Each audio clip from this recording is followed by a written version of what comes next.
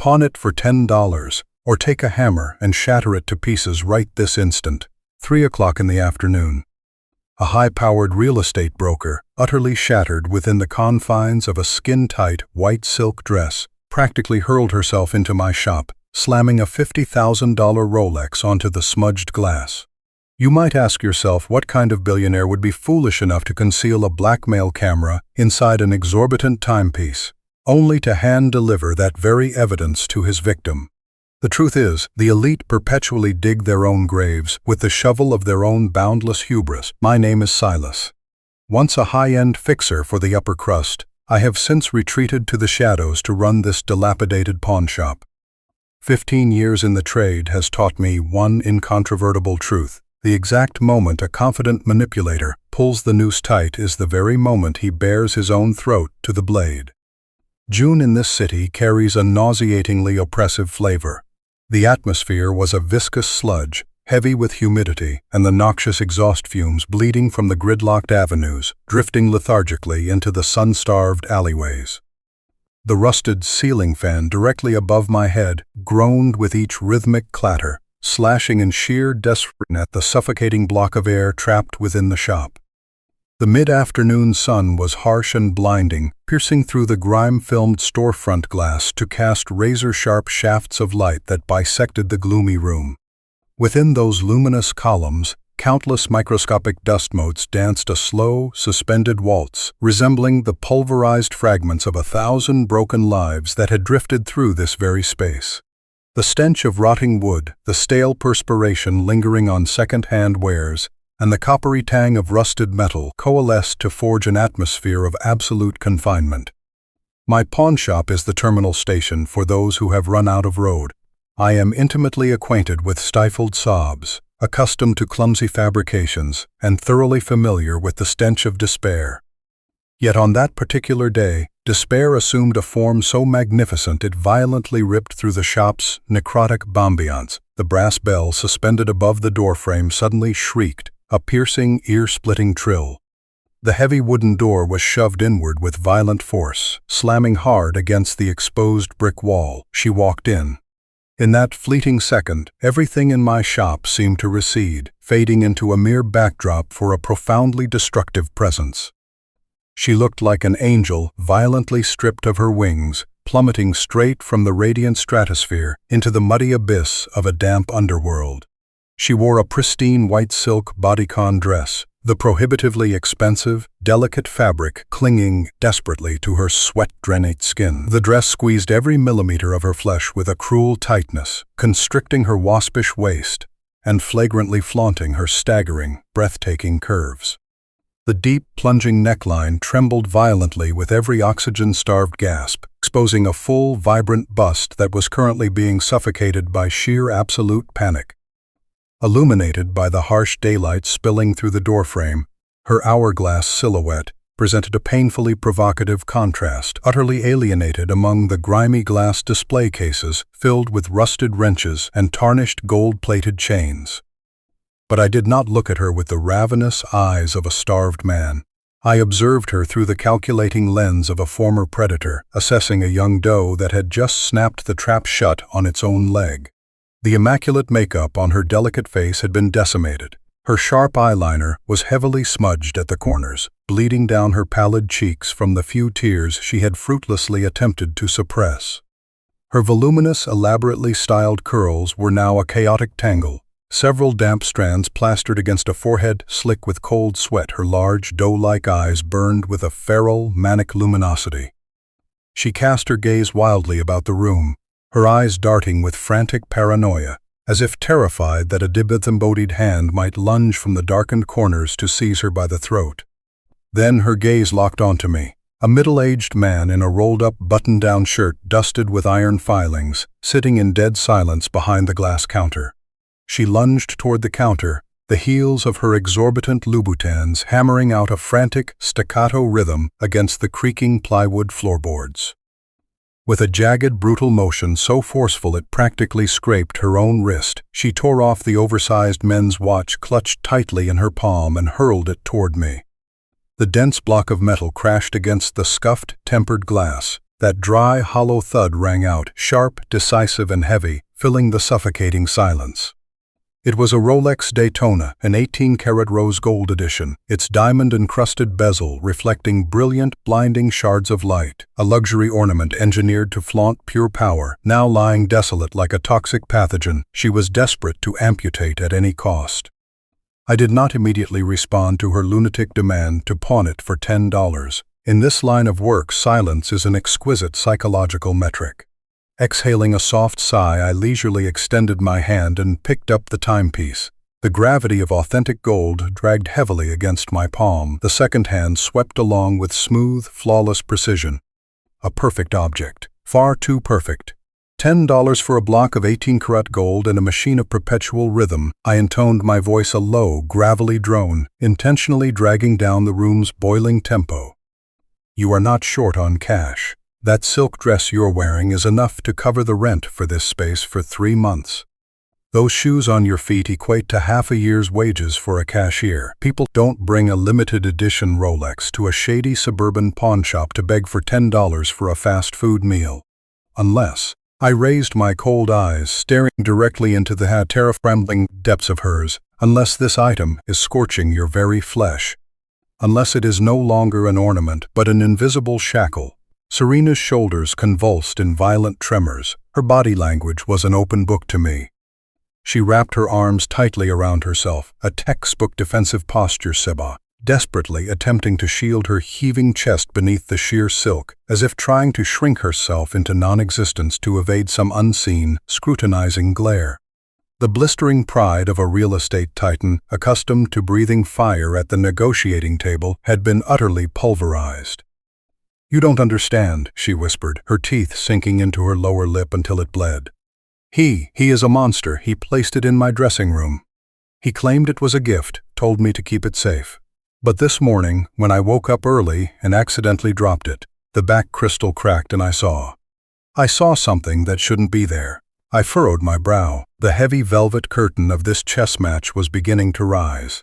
Her lover, the real estate mogul who constantly graced magazine covers with his sanctimonious smile, turned out to harbor the diseased fetishes of a voyeur. He didn't bother hiding his surveillance in a stuffed bear or a mundane air purifier. He embedded it in an object of supreme luxury, something he knew she would cherish, something she would place upon her vanity, giving him a direct, unblinking vantage point into the absolute depths of her privacy. He recorded everything. Serena choked out, the tears finally breaching the dam, soaking the white at her breast, and molding the fabric even tighter against her hypersensitive skin. When I was changing, when we were intimate, everything. He called me this morning. He said if I didn't sign the paperwork transferring my entire VIP client network and 30% of my shares to him, that video would be plastered across an LED billboard in Times Square. My career, my family's honor, everything will be over. My entire life ruined over one goddamn tape. She slumped forward, burying her head against the frigid glass counter, the stifled sobs clawing their way up her throat, sounding like the pathetic whimpers of a mortally wounded animal. Therein lies the true sadism of power. It does not employ broadswords or sledgehammers. It weaponizes shame, turning the victim's own flesh and dignity against them. The manipulator does not merely steal. He coerces his prey into offering themselves up in excruciating humiliation. I did not offer a single hollow word of comfort. Platitudes like, "everything will be fine," are reserved strictly for fools who have never tasted the sulfur of hell. I pulled open a drawer, retrieved my familiar jeweler's loupe, and clamped it firmly into my right eye socket. From a rusted tin box, I selected a micro-precision screwdriver, the specific breed engineered to breach the most delicate screws of Swiss horology. "What are you doing?" Serena's head snapped up, her voice a shrill spike of panic as she witnessed the razor-thin blade of metal in my hand tap against the Rolex. "Don't!" What if he's watching a live feed? What if he knows I brought it here? If he were watching a live feed, his hulking bodyguards would have dragged you kicking and screaming out of this shop 10 minutes ago, I replied with glacial indifference, my hand bearing down on the watch face, pinning it to a black velvet pad. I pressed the tip of the screwdriver into the microscopic groove of the screw on the solid gold case back. With a slow, surgically precise torque, wasting not a fraction of a millimeter, I twisted counterclockwise. The faint whisper of metal scraping metal echoed. 1 screw, 2 screws, 3 screws. The suffocating gravity of the room seemed to congeal. The ceiling fan continued its monotonous clatter overhead. Serena held her breath, her widened eyes transfixed in a dead stare upon my hands. Drifting through the stagnant air was the phantom trace of expensive women's perfume mingled with the sour sweat of sheer terror. She was petrified of the truth, yet she hungered for it with a mad, feral desperation. When the final screw was dislodged, I pried the edge with the thin blade of a knife. The back casing popped off with a dull, hollow click. The beating heart of one of the world's most extravagant timepieces was laid bare before me. Intricate gears, ruby jewels glinting under the afternoon sunbeams. But the anomaly demanding my attention was not a masterpiece of human mechanical engineering. It was jammed violently into the vacant space beneath the mainspring barrel. A dull, blackened printed circuit board, minuscule, hardly half the size of a pinky nail, with gossamer copper wires as fragile as spider silk connecting directly to a microscopic backup battery. At the dead center of the board sat a camera lens no larger than the head of a pin, and beside it, a faint dark mole, an omnidirectional microphone. Serena threw her hands over her mouth, stifling a horrific gasp as she witnessed the very demon that was siphoning her blood. It was too real. It was ruthless, manifesting with undeniable clarity right before her eyes. Her shoulders shook violently, her skin-tight white silk dress threatening to tear at the seams under the barrage of her rapid, desperate gasps for air. But beneath the 20-power magnification of the loop, I perceived the anatomy of things she could not.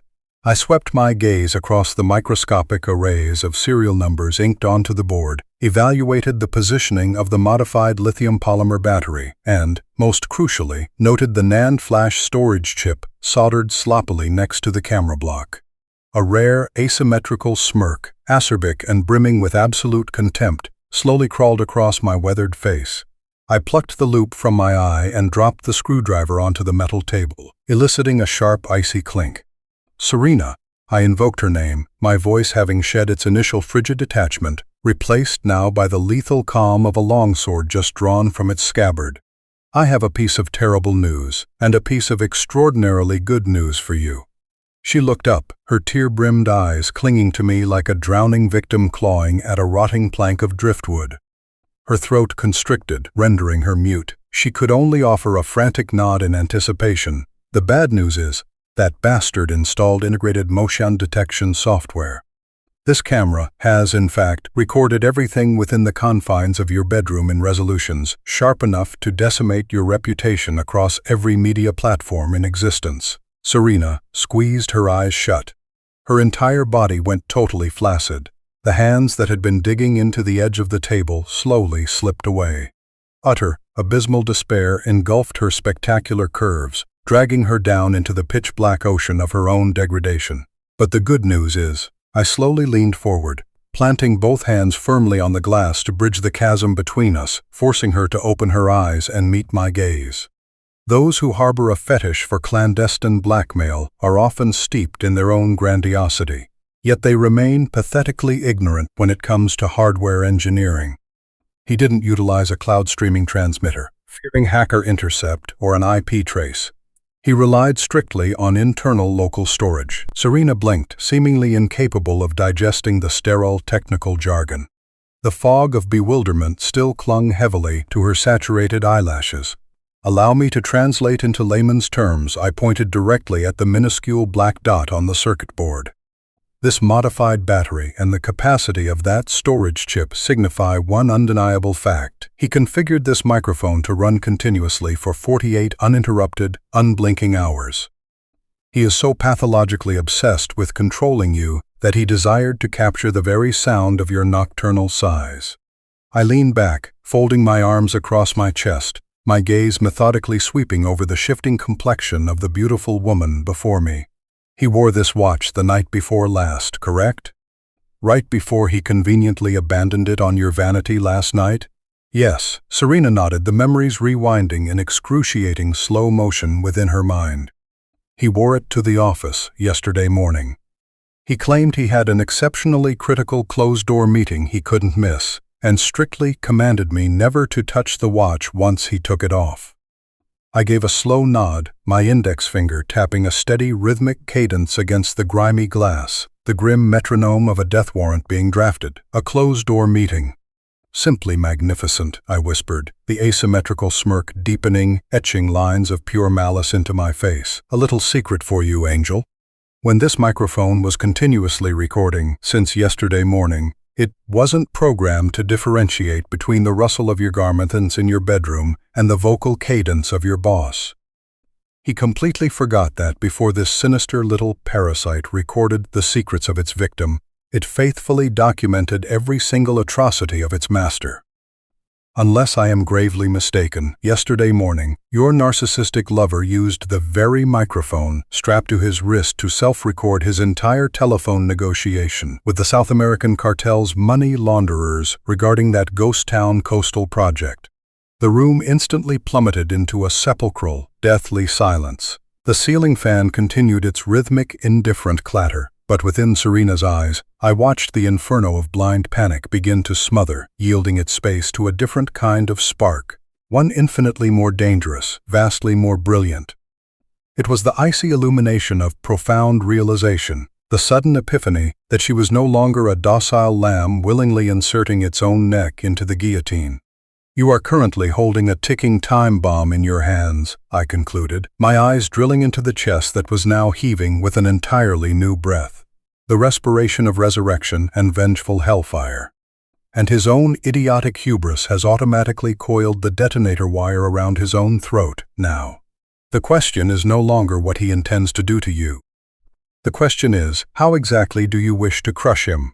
My question plunged into the abyss, suspended among the swirling dust motes beneath the slant of afternoon sunlight that had now begun to bleed into a bruised, rust-red hue. Serena did not answer immediately. Her chest, tightly encased in the gossamer-thin white silk, heaved violently, stretching the folds of the bodycon dress flush against her flesh. The dry, rustling friction of the expensive fabric echoed starkly with every subtle shift of her center of gravity. The suffocation permeating the room no longer emanated from the sweltering June heat, but from the immense atmospheric pressure of a psychological detonation awaiting its trigger. She bit down on her lip, drawing blood, then slowly let her arms fall limp to her sides. The defensive embrace was gone. The frantic flames in those large, doe-like eyes were extinguished, replaced by a chilling luminescence, stagnant, glacial, and razor-sharp. I turned my back to her, dragging a rusted iron stool over to the specialized computer rig concealed in the pitch-black corner of the shop. I had assembled this workstation from untraceable scavenger parts. It was liquid-cooled and operated on an open-source, impenetrable operating system. The cooling fans shrieked into a prolonged hum, sounding like the heavy sigh of a mechanical beast violently roused from its slumber, tearing through the quiet. I thrust the memory card reader, harboring that lethal little chip, into the port. The monitor flickered to life, projecting a cold ashen blue luminescence across my face, casting the faint, spectral reflection of Serena standing directly behind me. The scent of her rose perfume, laced with a heavy musk of terror-induced sweat, slithered into my olfactory senses, overpowering even the familiar stench of machine oil. My calloused hands, mapped with faded scars, glided across the mechanical keyboard. The staccato clicks rang out with a methodical, emotionless cadence. I unlocked the hidden data files, deploying a noise isolation algorithm to strip away the useless friction of fabric, the scuffing of footsteps, and the creaking of doors. The audio timeline stretched across the monitor, its sound waves undulating erratically like the vital signs of a dying man on a heart monitor. "Listen closely, Angel," I muttered, twisting the volume dial of the decrepit, battered speaker. "Let us hear exactly what the man who swore his undying love to you had to say when you were out of the room." I clicked the mouse. First came a prolonged burst of hissing static, the abrasive friction of the microphone brushing against the cuff of a dress shirt. Then, a deep, resonant male voice, dripping with sanctimonious authority yet shrill with the arrogance of a supreme dictator, echoed through the rotting confines of the pawnshop. "I don't give a damn what those sons of bitches on the other line. Wash that 30 million through the ghost project on the East Bay for me, exactly. Transfer all the deeds into Serena's name. That stupid bitch never reads the fine print on the contracts I tell her to sign. If the IRS comes sniffing around, she'll be the perfect meat shield. Funnel everything directly into her personal offshore accounts." The tape rolled on, dissecting every grotesque, repulsive detail of the filthy rivers of cash flowing through from the South American cartels through his vast real estate empire, and precisely how he had engineered the sacrificial slaughter of the woman sharing his bed should his illicit network ever collapse. I smashed the pause button. The silence crashed back down upon us, infinitely heavier and more suffocating than before. Behind me there was no weeping, there was no further collapse.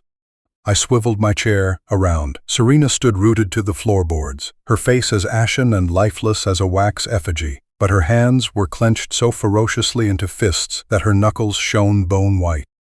The skin-tight white silk dress no longer possessed the aura of pristine purity. It now resembled a mourning shroud, a winding sheet wrapping the corpse of a blind romance that had just been mercilessly slaughtered. The realization struck her that she had never been a lover. She was merely an appraised asset, a mule burdened with blood money, a marionette kept fed in a glass menagerie until the day came for her to be led to the slaughter. "I have to call the police." Her voice was a ragged croak, dropping to an unfathomably low pitch. She reached out, attempting to snatch her designer handbag, discarded haphazardly on a nearby chair.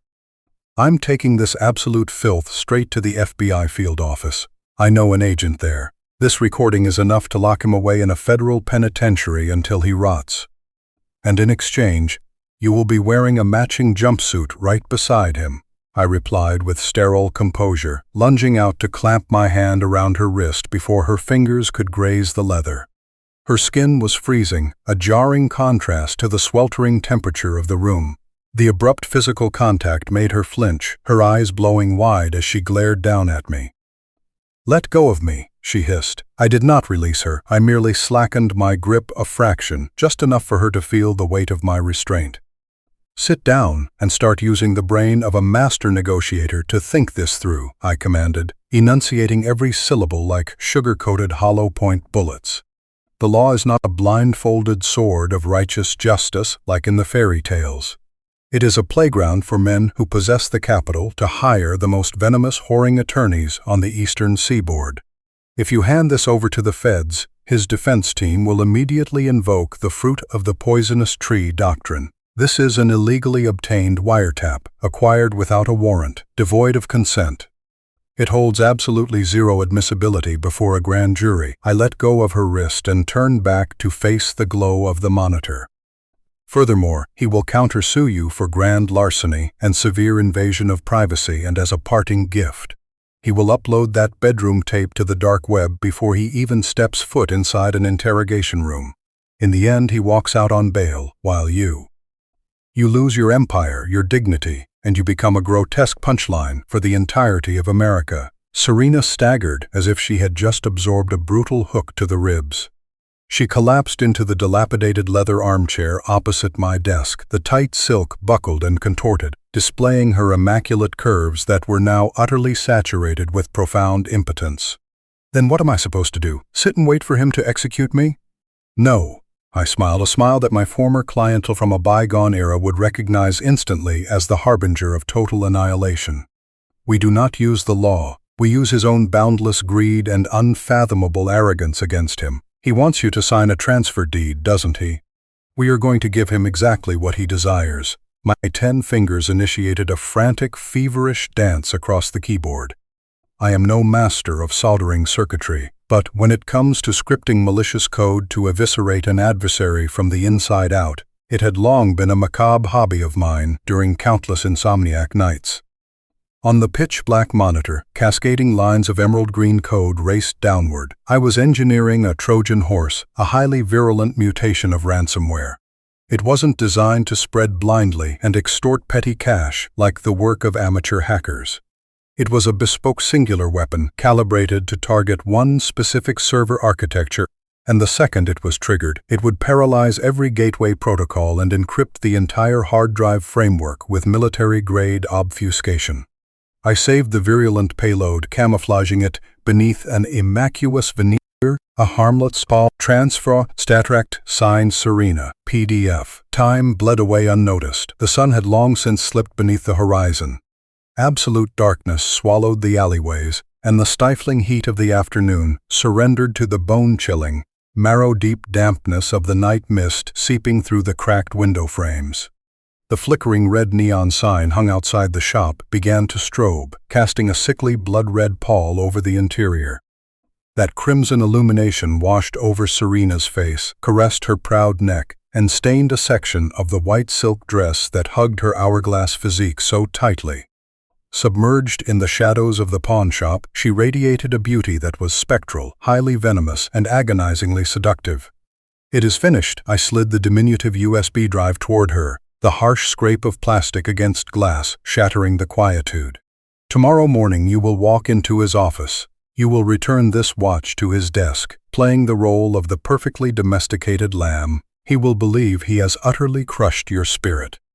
Simultaneously, you will dispatch this file directly to his personal inbox." Serena stared intently at the tiny flash drive. "But how can you be absolutely certain he will open it on the company's central mainframe? What if he opens it on his phone?"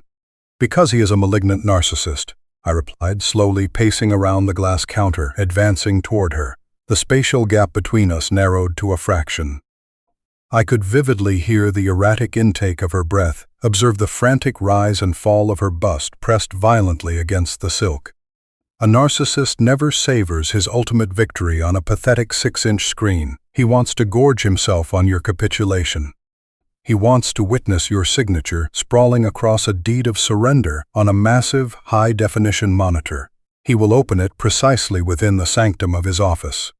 And the millisecond he clicks that mouse, this malware will padlock every single one of his offshore bank accounts, auto-download his entire ledger of black market funds to anonymously dispatch to the Federal Bureau of Investigation, and the absolute crown jewel of it all. I leaned over, bracing one hand against the armrest of her chair. The proximity was so intimate I could inhale the feverish heat radiating from her skin, a dizzying cocktail of primal terror laced heavily with the lust for retribution. The absolute crown jewel is that it will seize complete override of the building's internal public address system. His entire money laundering confession will be broadcast at maximum decibels through hundreds of ceiling speakers. No one will be able to shut it off, not a single soul. Serena gazed up at me, her eyes blown wide. The vulnerability had evaporated from her stare, replaced by a violent tremor of awe before a scheme of such flawless, sadistic perfection. She realized the man standing over her was no impoverished pawnbroker. He was a phantom clawing his way out of the abyss, a maestro who intimately mapped the fatal pressure points of supreme power. But suddenly her gaze faltered. I don't know if I can execute this when I stand before him the way he looks at me. It always makes me feel like absolute garbage. He sees through all my lies." She bowed her head, her shoulders quaking. A profoundly alien sensation ripped through my psyche. For a very long time, my protective instincts had lain dead and buried alongst stacks of soiled currency. Yet in this fleeting moment, watching a proud, magnificent flower being brutally trampled, something primal and deeply entrenched began to writhe within me. I raised my coarse hand. The lingering aromas of machine grease and oxidized metal on my skin drifted beneath her nose. I lightly touched the disheveled silk collar of her dress, smoothing out a crease that had curled upward from her frantic movements. Her skin suffered a violent shiver as my fingertips inadvertently grazed the hypersensitive flesh of her neck. The jarring juxtaposition between my abrasive roughness and the fluid, frictionless softness of the skin-tight white silk birthed a static electrical surge that slashed across the silent room. I tilted her chin upward, commanding her eyes to lock intensely onto the glacial depths of mine beneath the blood-red neon glare. "Do not look at him with eyes full of hatred," I whispered, my voice thick and guttural, as if injecting a dark incantation straight into her subconscious. "Hatred is the dialect of the defeated. and he will sniff out the resistance immediately. Look at him with the vacant eyes of the completely surrendered. Let your shoulders droop. Let your eyelids hang heavy with utter exhaustion. Narcissists are physically addicted to that look. It nourishes their colossal egos. Feed him exactly what he starves for. Let him hallucinate that he possesses you completely, that he has trampled you into the dirt. My thumb traced a feather-light path across her cheekbone, wiping away a smeared trail of ruined cosmetics. Serena held her breath, her lips parting slightly. The gravitational sexual tension between a creature freshly hurled into the abyss and a man who had dwelt his entire life in the shadows spontaneously detonated, becoming so viscerally thick it could be carved with a butcher's knife.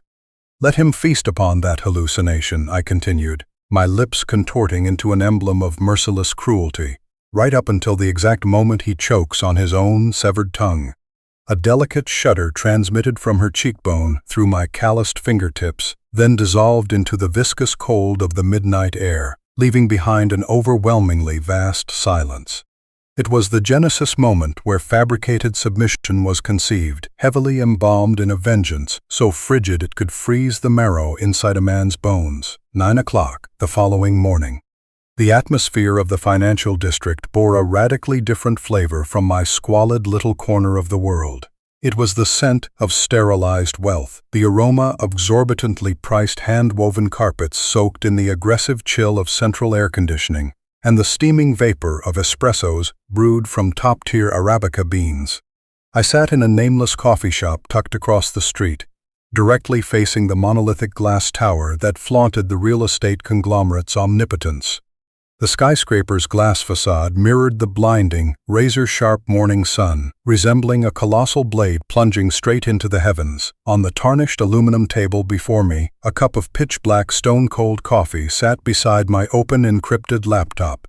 The operating system displayed nothing but ash-gray command lines, silently lying in wait for the activation signal from deep within that arrogant fortress. Peering through the compact monocular, resting casually beside my mug, I tracked the pulsating rhythm of the game. Serena had breached that building 15 minutes prior. I could vividly envision every strike of her Louboutin heels against the freezing Italian marble, hammering out dry, desolate echoes that ricocheted off the transparent glass partitions.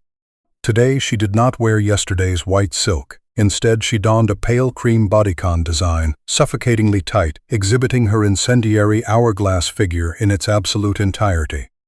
That garment was no longer a textile homage to beauty, to the narcissist enthroned on the 40th floor. It was the ultimate symbol of subservience.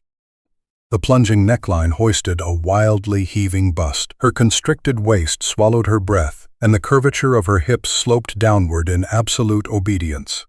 Every fiber of her anatomy was meticulously weaponized to satiate the predator's colossal ego. I stared fixedly at the dormant lines of code. My heart rate decelerated, synchronizing with the fatigued ticking of the cafe's wall clock. According to the script, right at this moment, Serena had crossed the threshold of the penthouse's double oak doors.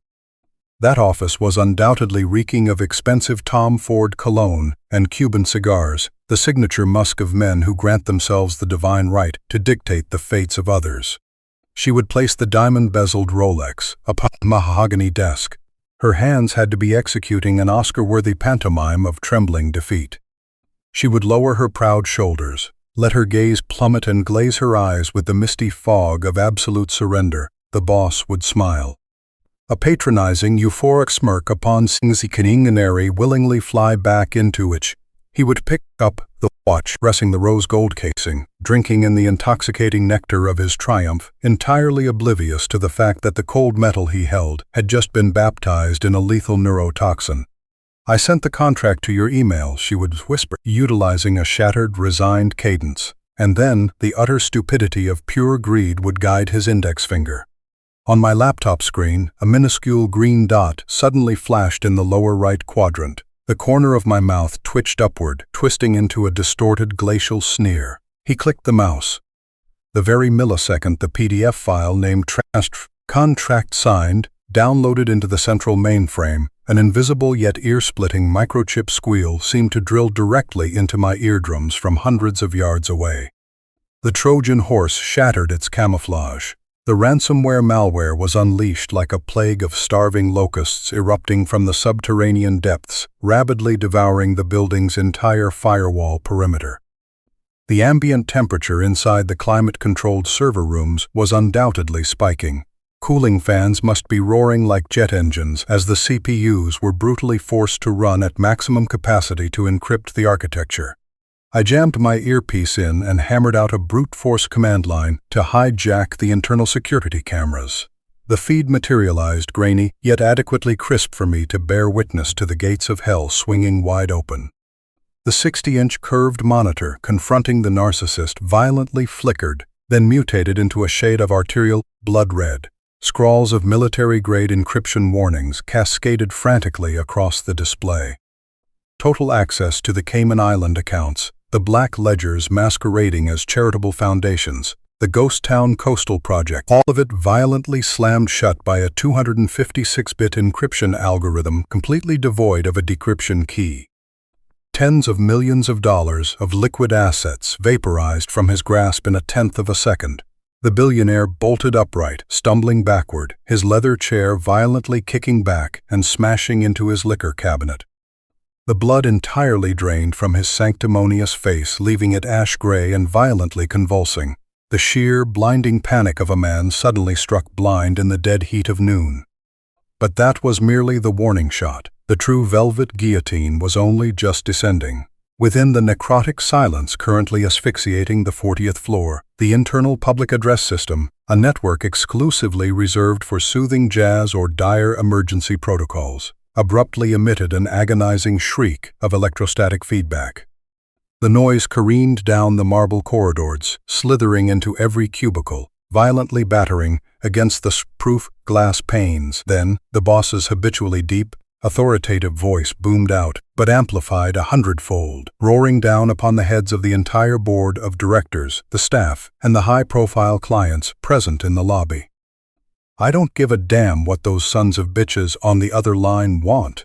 Wash that $30 million through the Ghost Project on the East Bay for me. Exactly. Transfer all the deeds into Serena's name. The oxygen within the entire skyscraper was seemingly vacuumed out. Clerks froze in their tracks. A coffee mug slipped from someone's paralyzed grip, shattering spectacularly against the floorboards. The ambient temperature plummeted. The freezing horror of naked truth exposed in broad daylight induced violent shivers. Every filthy, incriminating syllable concerning blood-soaked transactions with cartel operatives echoed through hundreds of speakers, reverberating on an endless loop that was utterly impossible to terminate.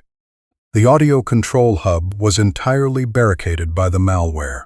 The mogul shrieked like a rabid beast, both fists repeatedly bludgeoning his frozen keyboard, desperately attempting to rip out the Ethernet cables in a display of utter futility. The stench of absolute panic, the putrid odor of a shattered god complex, radiated out, thickening the air in the suite. He whipped his head around to look at Serena. But in that moment, the broken-winged angel from yesterday was nowhere to be found. Through the security feed, I watched Serena standing impeccably tall. The skin-tight bodycon dress was no longer a symbol of subjugation. It was the impenetrable armor of a reigning queen who had just overseen the brutal execution of a traitor. The fog had entirely vanished from her eyes, replaced by a gaze as glacial, flawless, and surgically sharp as shattered glass. She offered a silent, asymmetrical smirk, a smile devoid of acoustics, yet its kinetic payload was devastating enough to crush whatever miserable fragments of a soul remained within the man trembling before her. She pivoted on her heel, her stilettos drumming out a methodical, triumphant march. The double oak doors parted, and she strode out, leaving in her wake a monolithic empire violently combusting in an invisible inferno. On my side of the avenue, the coffee in my mouth tasted bitter and stagnant, yet it delivered a bizarrely euphoric warmth down my esophagus. I lifted my finger and gently depressed the Enter key. A dual encrypted data packet, housing the comprehensio files, the transaction ledgers, and the black market backups, went screaming through cyberspace, aiming like a laser-guided missile straight for the FBI's anonymous financial crimes portal. In the distance, bleeding through the cafe windows, the shrieking, ear-splitting wail of federal sirens began to slash the morning tranquility to ribbons. The aggressive, pulsating strobe of red and blue police lights swept violently across the skyscraper's glass facade. Serena glided out of the revolving doors just as heavily armed tactical agents clad in black windbreakers stormed the lobby. The brilliant morning sun poured directly over her spectacular silhouette.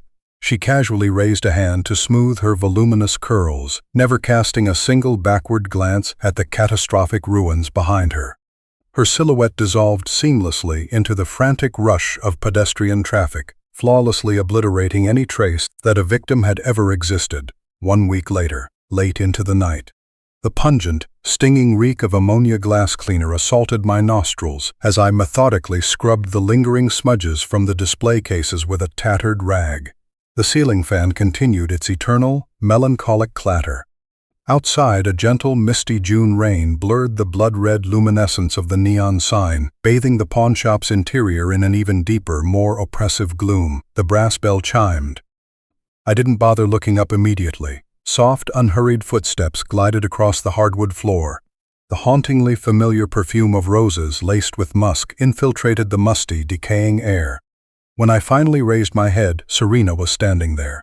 Gone were the suffocating, skin-tight silk bodycon dresses. She wore a pair of relaxed, high-waisted denim jeans and a thin, ash-gray cashmere sweater, emanating an aura of absolute fluidity, liberation, and profound serenity. The breathtaking allure remained, yet she had completely shed the agonizing, asphyxiating pressure of a woman forced to contort herself to fit inside a gilded cage of power. She did not utter a single word. She merely smiled a weightless, ethereal smile and placed a thick brown manila envelope upon the glass counter. I knew exactly what was inside. It wasn't $10. It was a calculated percentage of the legitimate assets she had masterfully liquidated and transferred just hours prior to her lover's total systemic collapse. I looked at the envelope, then up at her. Our eyes locked in a fleeting, motionless second, communicating a profound, lethal complicity that required no spoken dialect. She offered a slight nod, turned on her heel, and walked out the door. The high, crisp trill of the bell echoed one final time, carrying her silhouette out into the sparse midnight rain, vanishing eternally from this forsaken corner of the metropolis. I shoved the envelope into the pitch-black drawer beneath the register, exhaling a long, heavy breath, my lungs flooded with the bone-deep exhaustion of a scavenger who had just finished hauling away an astronomically massive pile of refuse. The morning papers had already screamed the headlines. The real estate titan had received a 15-year sentence, without the possibility of parole, in a federal penitentiary, every illicit asset seized by the state. The press labeled it a cutthroat internal corporate purge, a random catastrophic IT failure. Not a single soul mentioned a diamond-bezeled Rolex. No one knew of the existence of an aging pawnbroker dwelling in a fog-drenched alleyway. People perpetually hallucinate that exorbitant wealth and limitless power can erect impenetrable fortresses. But what is the most terrifying truth of the human psyche? When you place absolute, blind faith in your own supreme intellect and invincibility, when your narcissistic ego swells to dimensions that eclipse your own peripheral vision, you invariably leave your own back doors unlocked. The greatest enemy of these ruthless manipulators isn't the desperate resistance of their victims. It is the catastrophic stupidity birthed entirely by their own God complex.